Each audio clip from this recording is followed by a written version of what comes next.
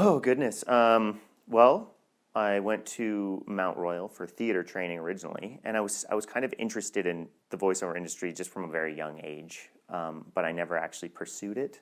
I don't know if that's maybe just like not enough interest or a little bit of like the parents being supportive but not actually like finding those avenues for you. So yeah, I went to Mount Royal for theater, did some theater for a bit, and then I was doing a Shakespeare production, and Scott Roberts, another voice actor, was directing it, and he told me about like how there's an actual like voiceover industry in Calgary, and I was like, how do I get into it? Tell me. And so I auditioned at the studio, talked to Brad, the engineer, and I was like, are there any workshops or anything like that I can take? Because I want to take this seriously. I want to, get better. So he gave me his card. I signed up for workshops, did a whole bunch of workshops around town, started booking roles, and that's pretty much leads to now. Well, yeah, but that's just it. I mean, I think it's growing now. I heard it was bigger, like late '90s, early 2000s. I heard it was a lot bigger, but then the economy shifted, and we were like almost on par with the U.S. So a lot of the companies were like, well, let's go to the U.S. because if it's like, same money to make a show or whatever, let's go to a bigger, I guess, talent pool. But I think it's growing again in Calgary. A lot of the talent they're very talented, hardworking people. So I think that kind of shows with the shows that we're a part of, and I think that gets us more work. We keep working with the people, and then they're like, hey, we made another show. Also do this one. Oh, it's definitely a tight-knit community. I don't know if people give each other tips, though. Like maybe if you're just starting out and somebody has a question, somebody will be like, well, this is, like for me, I'll be like, well, this is my personal experience, but I'd never be like, this is the way. If you do it any other way, you're wrong, you're going to fail. This is the tried and true method. I think it's just basically whenever you're ready, you just dive in and go for it. Um, I wouldn't say too much because well, they're all like facets of acting kind of have a different sort of feel to it. So theater is sort of like larger than life. You're on stage, you're presenting to a bunch of people, so you have to like belt to the back row. So there's definitely that. The characters are larger, and in some ways, I guess anime, the characters are larger in certain ways too. So that's kind of, I guess, the parallel. But other than that, I find it just a different beast because in theater, you kind of are in theater and film. You're kind of like just hired for your look, mostly your look and how you present yourself. They go like, I think this person would be good at blank, and then for voiceover, it's really what you can show them with your voice. So you go into the audition and you come up with a voice, and they're like, oh, that might not be right for this character, but audition for this character, and then you get up, and then you get that, and then you kind of expand your I don't know, repertoire, so to speak, and like character repertoire, and from there you just get hired for more stuff. Like you can be playing anything from like a 12-year-old boy to like an 80-year-old man in a given day, whereas in theater and film that'd be pretty rare. Well, I do a warm up. I have a set routine that I kind of go through to do a vocal warm up, so that when I show up there, I've like none of the pre-session jitters are there, and you can kind of just relax and be in character. Because for voiceover, you don't like normally receive a script, especially for ADR. You don't normally receive a script. You just show up, and it's basically cold reading.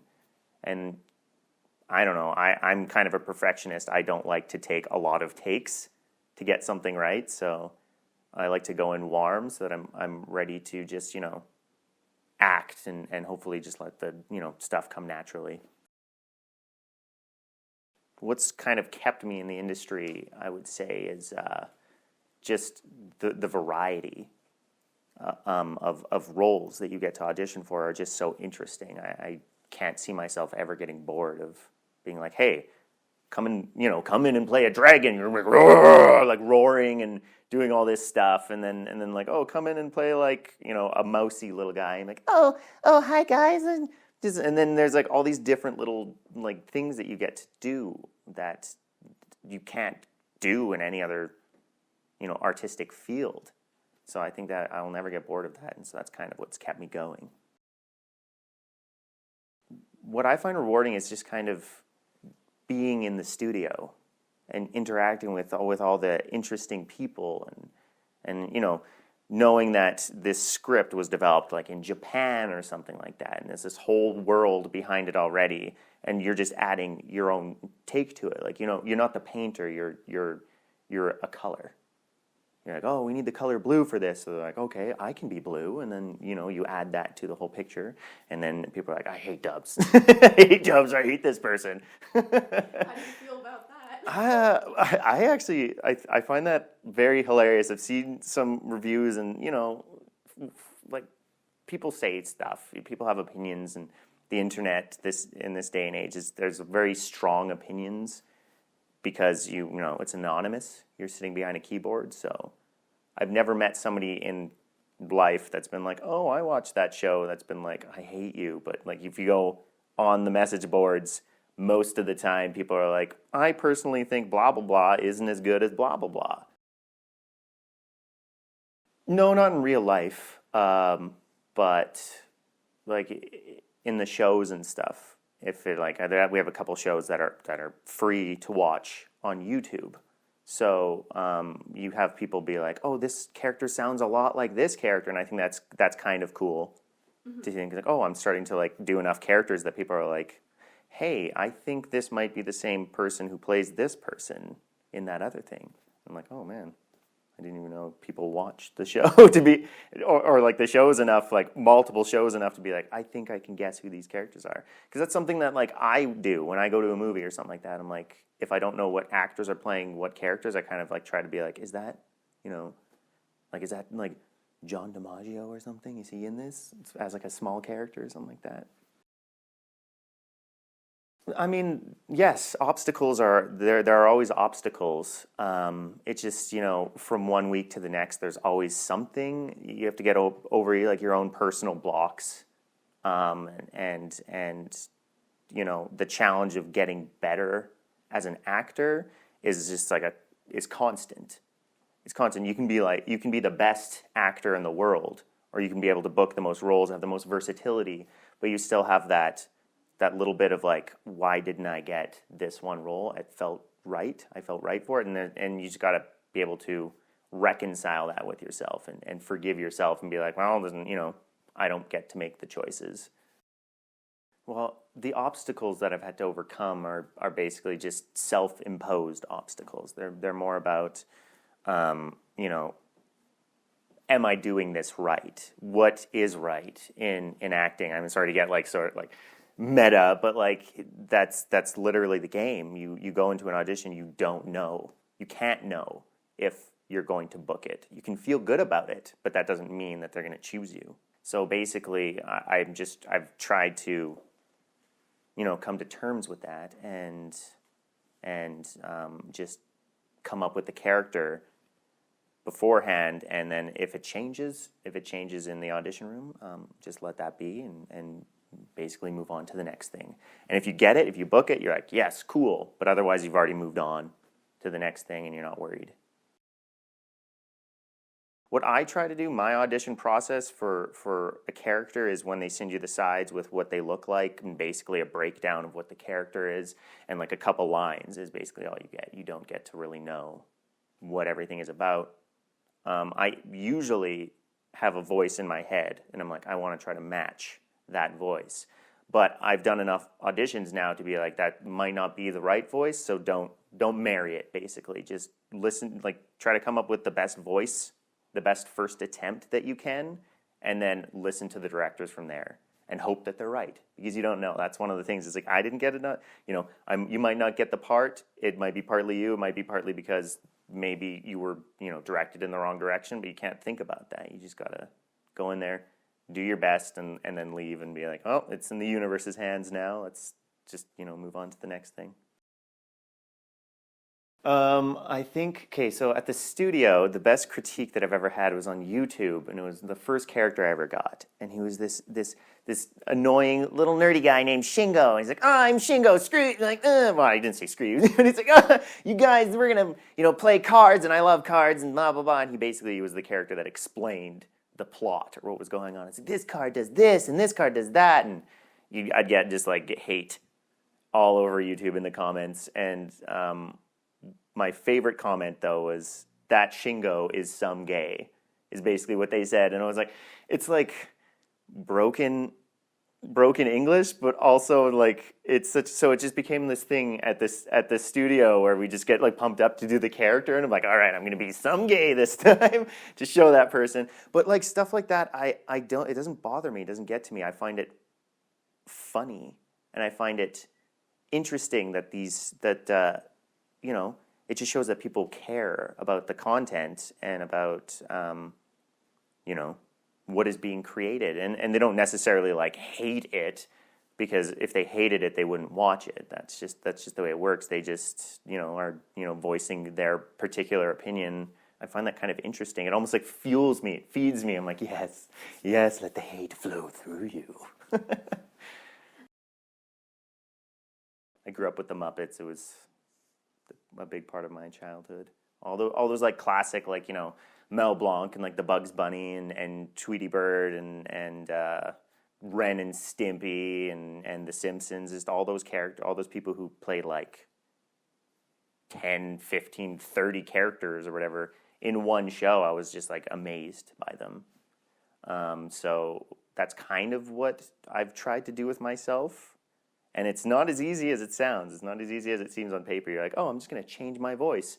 But you can always hear a little bit of yourself in your own voice. And I think that's another one of my critiques of myself, is even if I do come up with something new and original and people are like, oh man, that sounds so much different. To me, I can still hear it. I can still hear myself. And I'm like, how do I actually get good enough to maybe not hear that, but maybe, I don't know, maybe they have the same feelings with their characters. Maybe they're like, oh, that's the same as blah, blah, blah.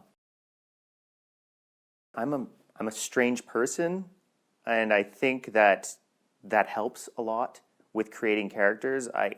My whole life I was very introverted growing up. I was very shy, cripplingly shy. Actually, this is an embarrassing story. In grade 1, I was so shy that my mom was like, here, invite your classmates to your birthday. So she gave me all the invitations to hand out, and I was too shy, and I didn't hand any of them out, and I didn't tell my parents that I did that, and then my birthday came around, and nobody came, and everybody was like, oh, so but basically, so because of that, I like played alone a lot, and I came up with characters and voices, and like even now, I practice voices in the car, just like conversations with myself. I'm like, oh, what's this guy doing over here? Blah blah blah. And I'm like, oh, I'm gonna kick your ass, and you just things like that. And I think that's helped somehow, because I have practice changing my voice and doing different things with it. And I just think, a lot of people who aren't comfortable with voice acting, who have never done it before, that's one of the struggles that they go through, is because they haven't practiced it and they don't know how to practice it. They're like, how do you get better at doing different voices? And really, the answer is just do it. Just go for it. Talk to yourself in the shower. We all do it in our heads, at least. But when you're in the shower, just like sing and do weird voices and come up with like arguments between two characters in your head and just go for it.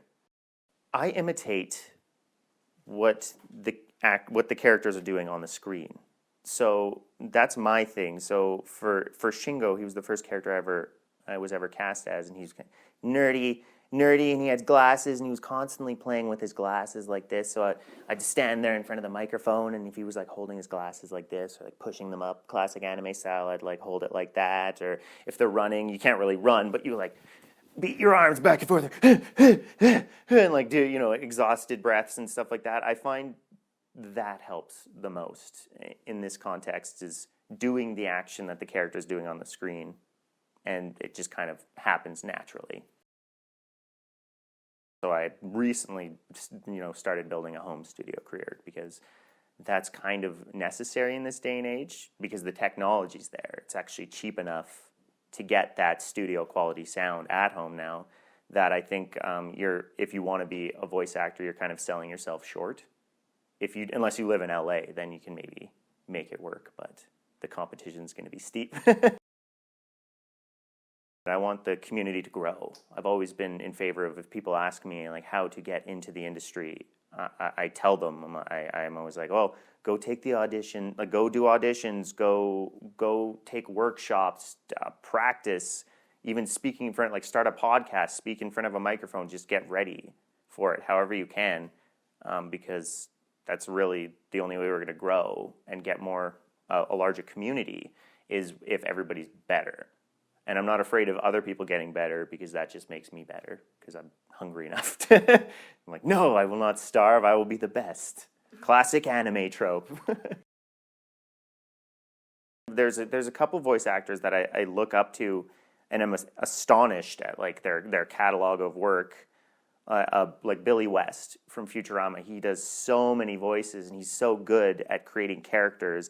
Like, going from Philip J. Fry to Dr. Zoidberg to the Professor and Zap Brannigan. Like, he's doing all these amazing voices and they're so different from each other, the characters, that you don't even think about it.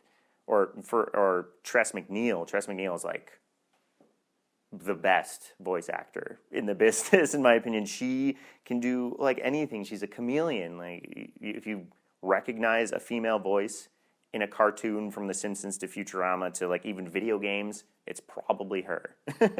She's just that good. She just has like thousands of credits. My favorite I can't talk about yet. I'm hoping it'll come out soon. Who knows when? That's another frustrating thing about the industry is once you do something, it just goes away. And you don't know when it'll resurface. You don't get to know the production side of things. You just basically, you go in there and you do your job. And then you're like, I hope that is released one day because I would like to at least like see it. And so maybe 50 years from now, I'll be like, that was me. I remember that. I remember that day so well. It was such a lovely day in the studio. But that was my fondest character. But I've also voiced a character called Rarmaro on Future Card Buddy Fight. And he's just, he had his one little story arc and he was just this villain that was just kind of a weenie. Basically, I just get my ass handed to me the whole time by the main character, by the undefeatable male character. They're like, oh, I like actually can't be defeated. And like, I will be the one to defeat him. And then you just get your butt kicked the whole time. I lost my voice by the end of the episode because I have all this screaming I had to do, which was a lot of fun. It was a lot of fun to be in the studio. It was a very soft-spoken person, and then all of a sudden I'm getting hit with like rockets and electricity and giant explosions, and so like the screams had to be louder and bigger and stronger. And so by the end I was like, let's do one more line, okay? And so, but I think that is my second favorite character, I would say, that I've ever got to voice. I can kind of do a pretty decent Elmo. It's okay though, but I mean, maybe I do a lot of the monsters, I guess, from like Elmo, and then let's see what else I can do. I can't remember any of the voices.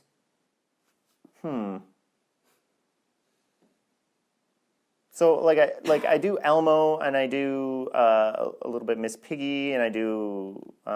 It's been a while since I've like worked on impressions, just because as far as impressions go, they're kind of more of a parlor trick. Like, you can show people and I'm like, oh, that's impressive. You can do, Bugs Bunny, and you can do all these cool characters.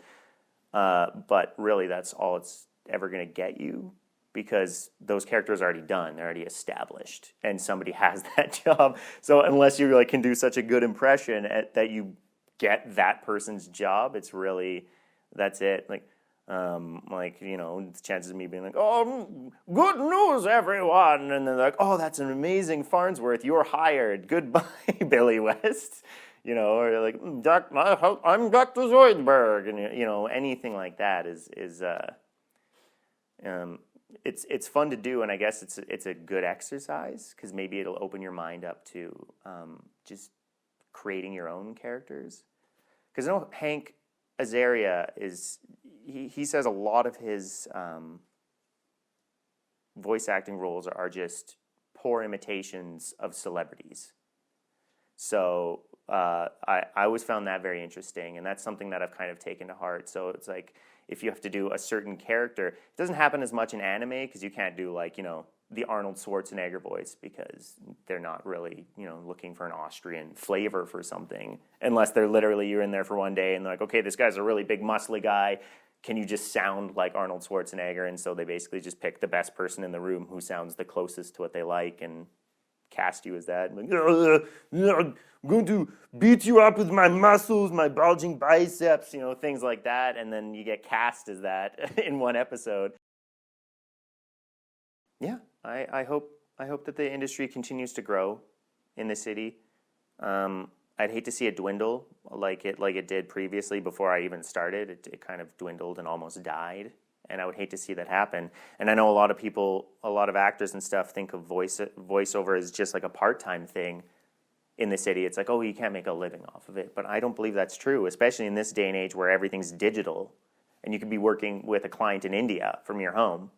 So like it's open, the work's out there. You just need to go find it, and you need to grow, because the more talented people we have, or the more hardworking people we have, the more Calgary can just prove that we're just as good as Vancouver, we're just as good as Toronto. You don't have to move. You don't have to move to Toronto and then to Hollywood or wherever. Yes, hello, excuse me, miss, but could I order a tall latte? But, half fat because I'm on a diet. I'm trying to really, I'm trying to keep this tight. It's not tight, and people are always like commenting. They're like, oh, it's not looking tight enough. That's what they say. Oh, yes, hello. Well, I heard that person was ordering a latte. I would really appreciate it if you could just put me on that order as well. Just another 2 lattes, I guess, is what I'm trying to say. Is how many lattes is too many lattes for one person? Should 5? Is that too much in a day? Well, I kind of agree with what Milton was saying over there. I also read an article that you should have a coffee every single day. Energy and vigor. Who's this guy over here? He thinks he just owns the world. Mr. Coffee. Mr. Coffee is what they call him, I guess. But anyways, what was I going to order? Oh, yes, 1 Americano, please.